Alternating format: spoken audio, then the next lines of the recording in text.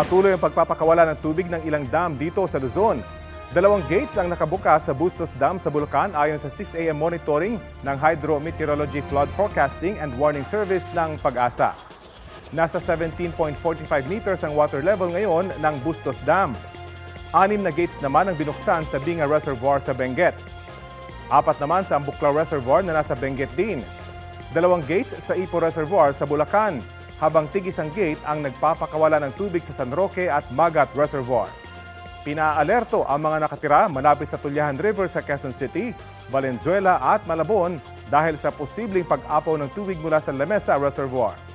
Halos nasa 80 meters na ang water level doon, konting-konting diferensya na lang bago ito tuluyang umapaw lalo kung magpapatuloy ang pag-uulan, sabi po ng Pag-asa.